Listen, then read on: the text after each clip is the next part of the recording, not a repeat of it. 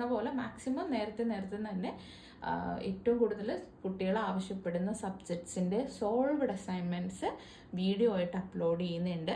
Hello everyone, ഇൻഫോടെക്കിന്റെ പുതിയൊരു വീഡിയോയിലേക്ക് ഏവർക്കും സ്വാഗതം. സോ ഇന്നത്തെ വീഡിയോയിൽ നമ്മൾ ശ്രീനാരായണ ഗുരു ഓപ്പൺ യൂണിവേഴ്സിറ്റിയുടെ അസൈൻമെന്റ് പ്രിപ്പറേഷനെ കുറിച്ചാണ് പറയാൻ പോകുന്നത്. അപ്പോൾ നമ്മളൊരു 2 ദിവസം മുന്നേ ആയിട്ട് നമ്മുടെ ഈ സെയിം യൂട്യൂബ് ചാനലിൽ തന്നെ അസൈൻമെന്റ് ശ്രീനാരായണ ഗുരു ഓപ്പൺ യൂണിവേഴ്സിറ്റിയുടെ അസൈൻമെന്റ് എങ്ങനെയാണ് പ്രിപ്പയർ ചെയ്യേണ്ടതെന്നുള്ള ഒരു ഡീറ്റെയിൽഡ് വീഡിയോ ഇട്ടിട്ടുണ്ടായിരുന്നു അല്ലേ. അപ്പോൾ അതിൽ ഒരുപാട് കുട്ടികൾ കമന്റ് ചെയ്തിട്ടുള്ളതായിട്ട് ഞാൻ ശ്രദ്ധിച്ചിട്ടുണ്ടായിരുന്നു. നമുക്ക് ഈ A4 സൈസ് പേപ്പർ തന്നെ അസൈൻമെന്റിന് വേണോ, അസൈൻമെന്റ് പേപ്പർ മതിയോ, അതുപോലെ തന്നെ ബോർഡർ വരയ്ക്കാനായിട്ട് സ്കെച്ച് പെൻ യൂസ് ചെയ്യാമോ, അങ്ങനെ നിങ്ങളുടെ ഒരു കുറച്ച് ഡൗട്ട്സ് പേഴ്സണലായിട്ട് നമുക്ക് മെസ്സേജസ് വന്നിട്ടുണ്ടായിരുന്നു. സോ നിങ്ങളുടെ അങ്ങനെയുള്ള ഡൗട്ട്സ് ആണ് നമ്മൾ ഇന്ന് ഈ ഒരു വീഡിയോയിലൂടെ ക്ലിയർ ചെയ്യാൻ പോകുന്നത്.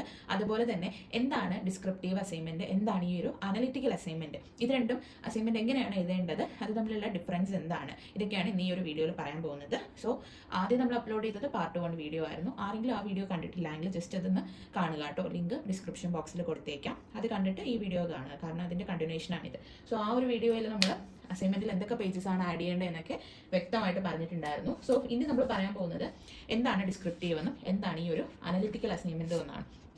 സോ നമുക്ക് ആദ്യം ഡിസ്ക്രിപ്റ്റീവ് അസൈൻമെന്റ് എന്താണെന്ന് ചോദിച്ചു കഴിഞ്ഞാൽ ഇവരുടെ ഈ ഒരു ഇവാലുവേഷൻ ക്രൈറ്റീരിയ ഇതുണ്ടല്ലോ. ഇതിൽ നമുക്ക് ഈ ഒരു ബോക്സിൽ വായിച്ച് നോക്കുമ്പോൾ തന്നെ പറയുന്നുണ്ട്, ഇൻട്രൊഡക്ഷൻ കഴിഞ്ഞിട്ട് explanation of the theory or idea. Okay, അപ്പോൾ ഇതാണ് എക്സ്പ്ലെയിൻ ചെയ്യുന്ന കാര്യം. നമ്മൾ എടുക്കുന്ന ആ ഒരു ടോപ്പിക്കിനെ എക്സ്പ്ലെയിൻ ചെയ്ത് ഡീറ്റെയിൽ ആയിട്ട് എഴുതുന്നതാണ് ഡിസ്ക്രിപ്റ്റീവ് അസൈൻമെന്റ്. അപ്പോൾ എല്ലാവർക്കും അറിയാം, ഒരു സബ്ജക്റ്റിൽ 2 അസൈൻമെന്റ് ആണുള്ളത് അല്ലേ. ഒന്ന് ഡിസ്ക്രിപ്റ്റീവും ഒന്ന് അനലിറ്റിക്കലുമാണ്. ഡിസ്ക്രിപ്റ്റീവിന്റെ അണ്ടറിൽ 5 ക്വസ്റ്റ്യൻ ഉണ്ടാവും. 5 ക്വസ്റ്റ്യനിൽ നിന്ന് നിങ്ങൾക്ക് ഇഷ്ടപ്പെട്ട ഏതെങ്കിലും ഒരു സബ്ജക്റ്റ് ചൂസ് ചെയ്ത് അതിന്റെ അസൈൻമെന്റ് ആണ് നമ്മൾ പ്രിപ്പയർ ചെയ്യേണ്ടത്. അപ്പോൾ നിങ്ങൾ സെലക്ട് ചെയ്ത ആ ഒരു ക്വസ്റ്റ്യന്റെ ആൻസർ എഴുതുമ്പോൾ അത് എക്സ്പ്ലെയിൻ ചെയ്ത്, നിങ്ങൾ ഒരു ബുക്ക് വായിച്ചിട്ട് റെഫർ ചെയ്താണ് എഴുതുന്നതെങ്കിൽ അതിൽ നിന്ന് നിങ്ങൾക്ക് എന്താണോ മനസ്സിലായത് ആ കാര്യങ്ങൾ മാത്രം ഇതിൽ എഴുതിയാൽ മതി. കമ്പാരിറ്റീവ്ലി ഡിസ്ക്രിപ്റ്റീവ് അസൈൻമെന്റ് എന്ന് പറയുമ്പോൾ കുറച്ച് എളുപ്പമുള്ളതാണ്, കാരണം ഈ ഒരു കണ്ടന്റിലേക്ക് നമ്മൾ ആഴ്ന്നിറങ്ങേണ്ട ആവശ്യം വരുന്നില്ല. ഓക്കെ, അപ്പോൾ ഞാൻ ഉദാഹരണം ഇവിടെ ഒരു ടോപ്പിക്ക് പറഞ്ഞാൽ എല്ലാവർക്കും അറിയാവുന്നതാണ് പ്രിൻസസ് എലിസബത്ത് അല്ലെങ്കിൽ ക്യൂൺ എലിസബത്ത് അല്ലെ. ക്യൂൺ എലിസബത്തൻ എറയെ കുറിച്ചിട്ടൊക്കെ കേട്ടിട്ടുണ്ടാവും. അപ്പോൾ ആ ഒരു എറയെ കുറിച്ച് നമ്മൾ പറഞ്ഞു കഴിഞ്ഞാൽ നമുക്ക് പറയാം, ഈ ടൈമിൽ ഈ ഡ്യൂറേഷനിൽ ഉണ്ടായിരുന്ന ഒരു ക്യൂണാണ് എലിസബത്ത്. ഓൾസോ എന്തൊക്കെ നല്ല കാര്യങ്ങളാണ് അവിടെയുള്ള ആളുകൾക്ക് ഫേവർ ചെയ്തിട്ടുള്ളത്, അങ്ങനെ ഒരുപാട് പോയിന്റ്സ് നമുക്ക് അവിടെ എക്സ്പ്ലെയിൻ ചെയ്ത് പറയാൻ സാധിക്കും. ഓക്കെ, അതാണ് ഈ ഒരു ഡിസ്ക്രിപ്റ്റീവ് അസൈൻമെന്റിൽ വരുന്നത്. ഞാനൊരു എക്സാമ്പിളാണ് ആ ഒരു ടോപ്പിക് എടുത്തത് കേട്ടോ. അത് കഴിഞ്ഞ് പിന്നെ കൺക്ലൂഷനും ഫുട് നോട്ട്സും ബിബ്ലോഗ്രാഫി റെഫറൻസ് ഇതെല്ലാം അനലിറ്റിക്കൽ അസൈൻമെന്റിന്റെ സെയിം പോലെ തന്നെയാണ്.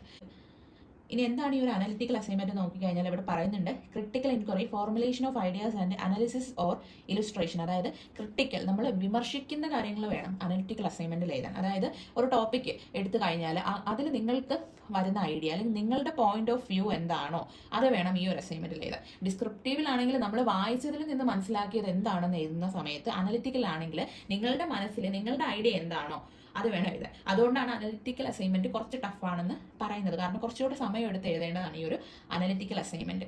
അപ്പോൾ നമ്മൾ എടുത്ത ഒരു ഉദാഹരണ ടോപ്പിക് എന്തായിരുന്നു, ക്യൂൺ എലിസബത്തിൻ എറയെ കുറിച്ചായിരുന്നു അല്ലേ. അപ്പോൾ നിങ്ങൾക്ക് ഇപ്പോൾ അത് ക്രിട്ടിക്കലി അനലൈസ് ചെയ്യുമ്പോൾ അല്ലെങ്കിൽ അത് വിമർശിക്കുമ്പോൾ നിങ്ങൾക്ക് പറയാം, in my point of view അങ്ങനെയൊക്കെ ചെയ്തിരുന്നെങ്കിലും ഇങ്ങനെ ചെയ്തിരുന്നെങ്കിൽ ബെറ്റർ ആയിരുന്നു. ഓക്കെ, അവിടെ നിങ്ങളൊരു വിമർശനം കൊണ്ടുവരികയാണ്. ഓക്കെ, ആ ഒരു രീതി വേണം അനലിറ്റിക്കൽ അസൈൻമെന്റിൽ എഴുതാൻ. അപ്പോൾ അനലിറ്റിക്കലും ഡിസ്ക്രിപ്റ്റീവും തമ്മിലുള്ള വ്യത്യാസം അതാണ്.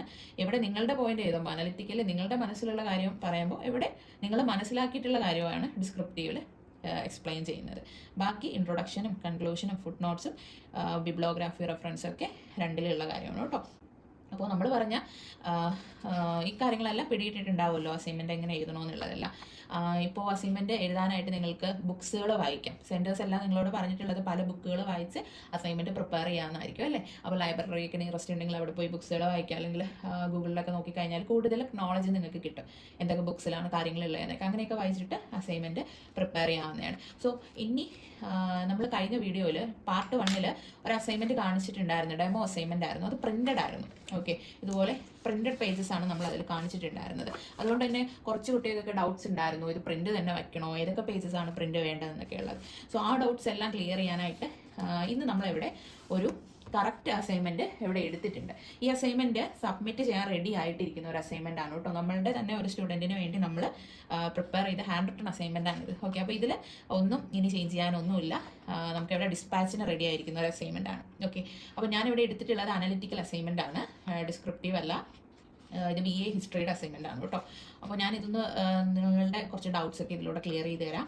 സോ ഫസ്റ്റ് ഇവിടെ നമ്മൾ വെച്ചിട്ടുണ്ട് ഈ ഒരു ഫോം അസൈൻമെൻറ്റ് സബ്മിഷൻ ഫോം. അപ്പോൾ ഞാൻ ഈ എടുത്തിട്ടുള്ള ഫോമിൽ അനലിറ്റിക്കൽ അസൈൻമെൻറ്റ് എന്ന് മെൻഷൻ ചെയ്തിട്ടുണ്ട്. ഓക്കെ, ഇനി ഡിസ്ക്രിപ്റ്റീവ് അസൈൻമെൻറ്റിൻ്റെ ഫോമിലാണെങ്കിലും കറക്റ്റായിട്ട് ഡിസ്ക്രിപ്റ്റീവ് അസൈൻമെൻറ്റ് എന്ന് മെൻഷൻ ചെയ്തിട്ടുണ്ട് അല്ലേ. പക്ഷേ ചില സെൻറ്റേഴ്സിൽ നിന്ന് തന്നിട്ടുള്ള ഫോമിൽ അങ്ങനെ മെൻഷൻ ചെയ്തിട്ടുണ്ടാവില്ല. ഫോം 1, ഫോം 2 എന്ന് മാത്രമേ പറഞ്ഞിട്ടുണ്ടാവുള്ളൂ. അപ്പോൾ നിങ്ങൾക്ക് കിട്ടിയ ഫോമിൽ അസൈൻമെൻറ്റ് ടൈപ്പ് മെൻഷൻ ചെയ്തിട്ടില്ലെങ്കിൽ കുഴപ്പമില്ല, നോർമൽ ഫോം വെച്ചാലും മതി. അല്ല ഇങ്ങനെ മെൻഷൻ ചെയ്തിട്ടുള്ള ഫോം ആണെങ്കിൽ അത് കുറച്ചുകൂടെ ബെറ്റർ ആയിരിക്കും. കാരണം അത് ഈസി ടു അണ്ടർസ്റ്റാൻഡ് ആണ് അല്ലേ, ടീച്ചേഴ്സിന് പെട്ടെന്ന് മനസ്സിലാവും നിങ്ങളുടെ അസൈൻമെൻറ്റ് ഏതാണെന്ന് ഒറ്റ നോട്ടത്തിൽ തന്നെ. സോ ഈ ഒരു ഫോം വയ്ക്കുന്നതായിരിക്കും നല്ലത്. അപ്പോൾ അതിലുള്ള ഫോം വയ്ക്കുക കേട്ടോ. നിങ്ങളുടെ സെൻറ്റേഴ്സിൻ്റെ ഗ്രൂപ്പിലൊക്കെ ഷെയർ ചെയ്ത് തന്നിട്ടുണ്ടാവും. അത് കഴിഞ്ഞ് നമ്മൾ വെച്ചിട്ടുള്ള ഏതാണ്, നമ്മളുടെ ആ ഒരു ടൈറ്റിൽ പേജാണ് വെച്ചിട്ടുള്ളത്. അതായത് അസൈൻമെൻറ്റ് ക്വസ്റ്റ്യൻ, പിന്നെ നിങ്ങളുടെ ഒരു പേഴ്സണൽ ഡീറ്റെയിൽസ് വരുന്ന ഇത് ഇത്രയും പ്രിൻറ്റഡ് ആയിട്ട് വരുന്ന ഒരു പേജാണ്. സോ നിങ്ങളുടെ ചില സെൻറ്റേഴ്സിലെങ്കിലും ഇതൊരു ഫോം ആയിട്ട് തന്നിട്ടുണ്ടാവും. ഞാനിപ്പോൾ ഉദാഹരണം കാണിക്കാം.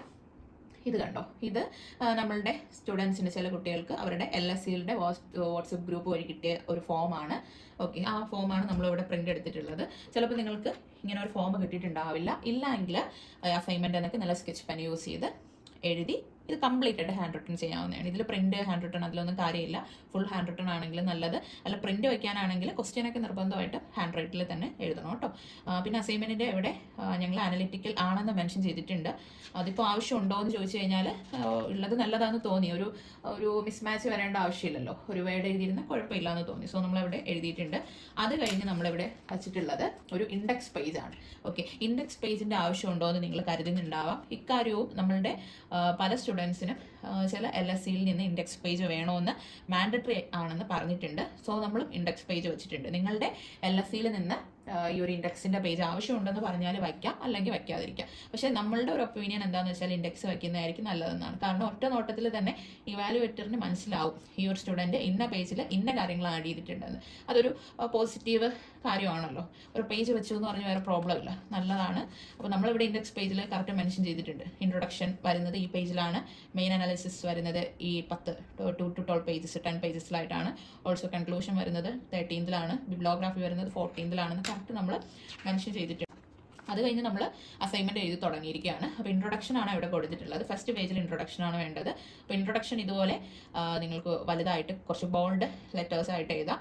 താഴെ ഒരു അണ്ടർലൈനൊക്കെ കൊടുക്കാം. അപ്പോൾ ഞങ്ങളിവിടെ ഒരു ബ്ലാക്ക് പെന്നിലാണ് എഴുതിയിട്ടുള്ളത്. നിങ്ങൾക്ക് അതൊരു സ്കെച്ച് പെന്നൊക്കെ യൂസ് ചെയ്യുമോ എന്താണെന്ന് വെച്ചാൽ നിങ്ങളുടെ ഇഷ്ടത്തിന് ചെയ്യാം. അതുപോലെ തന്നെ ഇതിൻ്റെ ബോർഡറിൻ്റെ കാര്യത്തിൽ നമ്മളുടെ കഴിഞ്ഞ വീഡിയോയിൽ ഞാനൊരു കമൻറ്റ് ശ്രദ്ധിച്ചിട്ടുണ്ടായിരുന്നു. പെൻസിലിട്ട് വരച്ചു കഴിഞ്ഞാൽ ബെറ്റർ അല്ല, സ്കെച്ച് പെന്നിട്ട് ബോർഡർ വരച്ചാലാണ് എഫർട്ട് കൂടുതൽ എടുത്തു എന്ന് ഇവാലുവേറ്ററിന് മനസ്സിലാവുക എന്ന് ഞാനൊരു കമൻറ്റ് ശ്രദ്ധിച്ചിട്ടുണ്ടായിരുന്നു. പക്ഷേ അങ്ങനെയൊന്നും കാര്യമില്ല കേട്ടോ. നമ്മൾ സ്കെച്ച് പെന്നിട്ട് വരച്ചാലും പെൻസിലിട്ട് വരച്ചാലും ഒരേ ടൈമാണ് നമ്മളവിടെ കൺസ്യൂം ചെയ്യുന്നത് അല്ലേ. അല്ലാതെ സ്കെച്ച് പെന്നിന് കൂടുതൽ ടൈമോ പെൻസിലിട്ട് വരയ്ക്കുന്നതിന് കുറച്ച് ടൈം അങ്ങനെയില്ല. ഓക്കെ, അതൊക്കെ നിങ്ങളുടെ ഇഷ്ടത്തിന് ഏതാണ് നിങ്ങൾക്ക് കംഫർട്ട് എന്ന് വെച്ചാൽ അതിട്ട് വരയ്ക്കുക.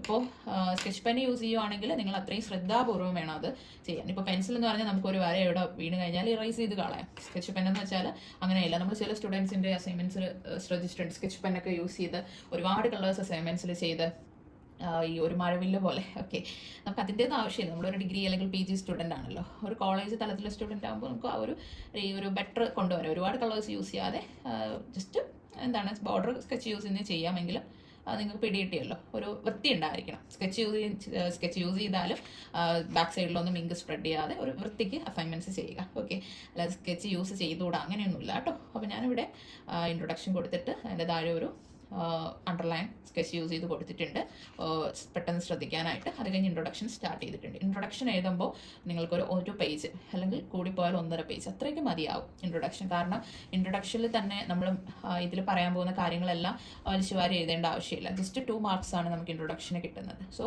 വളരെ ഷോർട്ടായിട്ട് നിങ്ങൾ എന്താണോ പറയാൻ പോകുന്നത് അക്കാര്യങ്ങൾ മാത്രം ഈ ഒരു ഇൻട്രൊഡക്ഷൻ പേജിൽ ഇൻക്ലൂഡ് ചെയ്താലും മതിയാവും. അത് കഴിഞ്ഞ് നമ്മൾ നേരെ നമ്മളുടെ ആ ഒരു ബോഡിയിലേക്ക് പോവുകയാണ് അസൈൻമെൻറ്റിന്, അതായത് മെയിൻ കണ്ടന്റിലോട്ട് പോവുകയാണ്.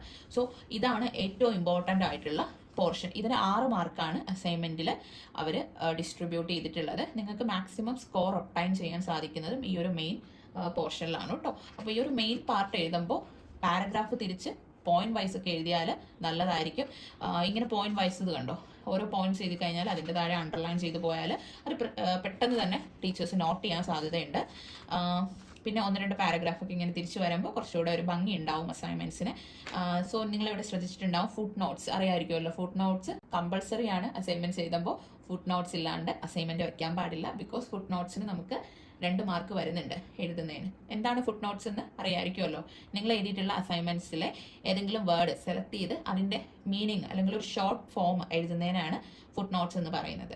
ഞാനിവിടെ ഒരു ബാർബേറിയൻ എന്നുള്ള വേർഡ്സിന് 1 എന്ന് മാർക്ക് ചെയ്തിട്ട് അതിന്റെ മീനിങ് ആണ് താഴെ ചെറുതായിട്ട് എഴുതിയിട്ടുള്ളത്. അപ്പോൾ ആൻസർ എഴുതി വരുമ്പോൾ താഴെ ഒരു അണ്ടർലൈൻ കൊടുക്കുക. അതിന് താഴെ വേണം ഫുട് നോട്ട്സ് എഴുതാനായിട്ട് കേട്ടോ. 1, 2, 3 വേർഡ്സ് ഒക്കെ നിങ്ങളുടെ ഇഷ്ടാനുസരണം എഴുതാവുന്നതാണ്. അത് കഴിഞ്ഞ് സെക്കൻഡ് പേജിൽ നമ്മൾ അതുപോലെ ഫുട് നോട്ട്സ് ആഡ് ചെയ്തിട്ടുണ്ട്. അപ്പോൾ ഇതിലെ എല്ലാ പേജസും ഞാൻ മെയിൻ കണ്ടന്റ് കാണിക്കുന്നില്ല, കാരണം ഇത് സബ്മിറ്റ് ചെയ്യാനുള്ള അസൈൻമെന്റ് ആണല്ലോ. സോ എല്ലാ പേജും നമ്മൾ കാണിക്കുന്നില്ല, കാരണം ഓരോ കുട്ടികൾക്ക് ഓരോ രീതിയിലല്ലേ അസൈൻമെന്റ് കൊടുക്കുന്നത്. ആൻസർ ലീക്കാവാൻ പാടില്ലല്ലോ. സോ അങ്ങനെ നമ്മൾ ആ ഒരു മെയിൻ അസൈൻമെന്റ് അതിൻ്റെ ആ ഒരു മെയിൻ പോർഷൻ കഴിഞ്ഞിട്ടുണ്ട്. 12ാമത്തെ പേജിലാണ് നമുക്കത് കഴിഞ്ഞത്. അത് കഴിഞ്ഞ് വേണ്ടതാണ് കൺക്ലൂഷൻ. അറിയാമായിരിക്കുമല്ലോ എല്ലാവർക്കും. കൺക്ലൂഷൻ വളരെ ഇമ്പോർട്ടൻ്റ് ആണ്. കൺക്ലൂഷൻ എഴുതുമ്പോൾ ഇൻ കൺക്ലൂഷൻ എന്താണ് നിങ്ങൾ ഉദ്ദേശിച്ചിട്ടുള്ളത് കാര്യം വ്യക്തമായിട്ട് എഴുതുക. അതൊരു ഹാഫ് പേജ് അല്ലെങ്കിൽ ഒരു പേജൊക്കെ മതിയാവും. മീൻസ് നമ്മൾ പറയേണ്ട കാര്യമല്ല ആ ഒരു മെയിൻ പേജസിൽ, അല്ലെങ്കിൽ ആ ഒരു 10 പേജ് 11 പേജിൽ എഴുതുന്നുണ്ട്. അപ്പോൾ കൺക്ലൂഷനിൽ നിങ്ങൾ എന്താണോ ഇതിൽ നിന്ന് മനസ്സിലാക്കിയത് ആ കാര്യം വ്യക്തമായിട്ട് പെട്ടെന്ന് മനസ്സിലാവുന്ന രീതിയിൽ. സോ ഈ ഒരു കൺക്ലൂഷൻ കഴിഞ്ഞ് കഴിഞ്ഞാൽ നമ്മളുടെ ഫൈനൽ പേജിലോട്ട് നമ്മൾ എത്തുകയാണ്. അതായത് ബിബ്ലോഗ്രാഫി, അതായത് റെഫറൻസ് അറിയാമായിരിക്കുമല്ലോ. നമ്മൾ അസൈൻമെന്റ് എഴുതാനായിട്ട് എവിടെയൊക്കെയാണ് റെഫർ ചെയ്തിട്ടുള്ളത്, ആ ഒരു ബുക്സിന്റെ പേര്, അതൊക്കെയാണ് ബിബ്ലോഗ്രാഫിയിൽ നമ്മൾ ആഡ് ചെയ്യാൻ. അത് ലിസ്റ്റ് വൈസ് ചെയ്യാവുന്നതാണ്. ഓതറിന്റെ പേര്, ഓതറിന്റെ ഏത് ബുക്കിൽ നിന്ന്, എവിടെയുള്ള ഏത് ബുക്കിൽ നിന്ന്, ഏത് വർഷം പബ്ലിഷ് ചെയ്ത ബുക്കിലെയാണ് നിങ്ങൾ ആ ഒരു നോട്ട്സ് ഒക്കെ എടുത്തത്, അത് എഴുതാവുന്നതാണ് കേട്ടോ. അപ്പോൾ ചില സെന്റേഴ്സിലെ ടീച്ചേഴ്സ് പറഞ്ഞിട്ടുണ്ടായിരുന്നു ബിബ്ലോഗ്രാഫി എഴുതുമ്പോൾ നമ്മളുടെ ആൽഫബറ്റ് ലെറ്റേഴ്സിന്റെ ഓർഡർ വൈസ് വേണം ബിബ്ലോഗ്രാഫി എഴുതാനാണ്. അതായത് നമ്മളുടെ ഓർഡറിന്റെ പേര് ആദ്യത്തെ അക്ഷരം എ ആണെങ്കിൽ 7 തുടങ്ങുന്ന ഓർഡറിന്റെ പേര് ആദ്യം എഴുതുക. അത് കഴിഞ്ഞിട്ട് BO CO ഒക്കെ ഉണ്ടെങ്കിൽ എഴുതാവും. അപ്പോൾ നമ്മൾ ആ ഒരു രീതിയിലാണ് ഇത് എഴുതിയിട്ടുള്ളത്. അതായത് G കഴിഞ്ഞിട്ടാണ് നമ്മൾ W എഴുതിയിട്ടുള്ളത്. മനസ്സിലായില്ലേ? അതായത് ഇപ്പോൾ C കഴിഞ്ഞിട്ട് A എഴുതാൻ പാടില്ല, A കഴിഞ്ഞിട്ട് സിയിൽ തുടങ്ങുന്ന ഓർഡറിന്റെ പേര് സ്റ്റാർട്ട് ചെയ്യാവുള്ളൂ. ആ ഒരു ആൽഫബറ്റിന്റെ ലെറ്റേഴ്സിന്റെ ഓർഡർ വൈസ് വേണം ഇവിടെ നോട്ട് ചെയ്യാനായിട്ട് കേട്ടോ. അപ്പോൾ ബിബ്ലോഗ്രാഫി ഇതുപോലെ അത്യാവശ്യം ഒരു വലിയ ഹെഡിങ് കൊടുത്തിട്ട് വേണം എഴുതാൻ. അപ്പോൾ നമ്മൾ ഈ തയ്യാറാക്കിയ അസൈൻമെന്റ്സിൽ 14 റിട്ടേൺ പേജസ് ആണുള്ളത്. അത്രയാണുള്ളത്. അതിന് പുറമെയാണ് ഇൻഡെക്സ് പേജ്, ഈ ഒരു submission form, then title pages ഒക്കെ വരുന്നത്. ഓക്കെ, അസൈൻമെന്റ് കംപ്ലീറ്റ് ചെയ്തതിന് ശേഷം നിങ്ങൾക്ക് ഇതുപോലെ പഞ്ച് യൂസ് ചെയ്ത് ഹോൾ ചെയ്തിട്ട് ഇതുപോലെ ത്രെഡ് നമുക്ക് പർച്ചേസ് ചെയ്യാൻ കിട്ടുമല്ലോ. ഇത് യൂസ് ചെയ്ത് അസൈൻമെന്റ് ടാഗ് ചെയ്യാവുന്നതാണ്. ഇത്തവണ തൊട്ട് സ്റ്റാപ്ലറോ ഒന്നും വെച്ച് അസൈൻമെന്റ് സ്റ്റാപ്ലറൊന്നും ചെയ്യാൻ പാടില്ല. ത്രെഡ് തന്നെ കിട്ടണമെന്ന് യൂണിവേഴ്സിറ്റിയിൽ നിന്ന് കമ്പൽസറി ആയിട്ട് പറഞ്ഞിട്ടുണ്ട്. സോ അത് ശ്രദ്ധിക്കുക കേട്ടോ. അപ്പോൾ ഈ ഒരു ഫോമിന്റെ കാര്യത്തിൽ ഒരു കാര്യം നിങ്ങൾ ശ്രദ്ധിക്കേണ്ട ആവശ്യമുണ്ട്. എല്ലാ സ്റ്റുഡൻസിനും ഈ ഒരു ഫോം അല്ല വയ്ക്കാനുള്ളത്. ഇത് കോമൺ ആയിട്ട് യൂണിവേഴ്സിറ്റിയുടെ ഭാഗത്ത് നിന്നുള്ള ഒരു ഫോമാണ്. പക്ഷേ BCA സ്റ്റുഡൻസിന് മാത്രം അസൈൻമെന്റിൽ വയ്ക്കേണ്ട ഫോം വേറെയാണ്. അതായത് അതിൽ ഈ ഒരു ടേബിളിലൊക്കെ ചെറിയ മാറ്റമുണ്ട്, കണ്ടോ?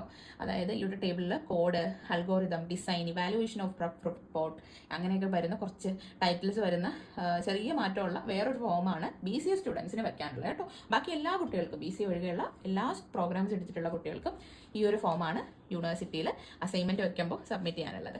സോ ഇത് നമ്മളുടെ ഹാൻഡ് റിട്ടൺ അസൈൻമെന്റ് ആണ്.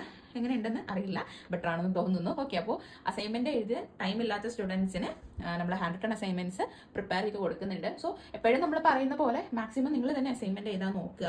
കാരണം എഴുതുന്ന ടൈമിൽ നമുക്ക് അത്രയും പഠിക്കുന്ന ആ ഒരു സിലബസിനെ കുറിച്ച് ഒരു ഐഡിയ കിട്ടുകയാണല്ലോ. ഒട്ടും ടൈം കിട്ടുന്നില്ല എങ്കിൽ നമ്മൾ ഹാൻഡ് റിട്ടൺ അസൈൻമെന്റ്സ് പ്രൊവൈഡ് ചെയ്യുന്നുണ്ട്. ഇൻട്രസ്റ്റ് ഉള്ള സ്റ്റുഡൻസിന് വീഡിയോയിൽ കാണുന്ന നമ്പറിൽ വാട്സ്ആപ്പ് മുഖേന നമ്മളെ കോൺടാക്ട് ചെയ്യാവുന്നതാണ് കേട്ടോ. റെഡി ടു സബ്മിറ്റ് അസൈൻമെന്റ്സ് ആണ് നമ്മൾ കൊടുക്കുന്നത്. ഓൾ കേരള ഡെലിവറി അവൈലബിൾ ആണ്.